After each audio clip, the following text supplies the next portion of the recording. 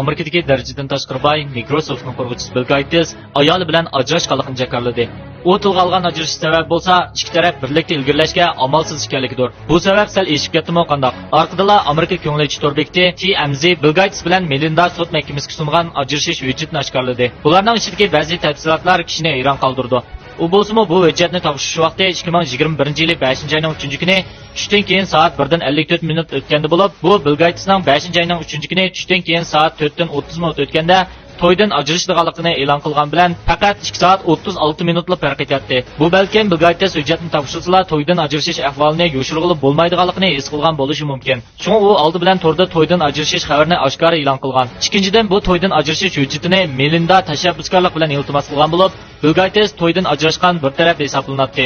Hujjatda ajrashish sababi aniq qilib, bu to'yning buzilishini asli keltirgil bo'lmaydi deb yozilgan. Uning ustiga Melinda bu bir qatam to'ydan ajrashganda jo'risining qo'llashini talab qilmadi. Bu Melindaning o'z oldiga sungan to'ydan ajrashish hujjati. Uchinchi ajrashish hujjatida ko'rsatilishicha, Bill Gates bilan Melinda 1994-yili birinchi oy to'y qilgan bo'lib, lekin ajrashish hujjatini topshirishdan burun ular ayrilib turgan. Hamda bir parcha ayrilib turish kelishimiga imzo qo'ygan. Lekin ular bu ayrilib turish kelishimining tafsilotini oshkorlamagan. Buningdan shuni muayyanlashtirishga bo'ldiki, ular to'y qilganda to'ydan burunqi kelishim imzolangan. 4-chi Melinda ajrashishni iltimos qilish hujjatida sud mahkamasidan ayrilib turish kelishimida belgilangan mol-mulkni taqsimlash loyihasi bo'yicha mol-mulkni bo'lishishni talab qilgan. Navbatda Bill Gatesning shaxsiy boyligi 130 milliard 500 million Amerika dollariga yetgan. 5-chi hozir ularning 3 bolasi quramiga yetgan bo'lg'achqa to'ydan ajrashish delosi bolalarning vasiylik huquqiga chetilmaydi.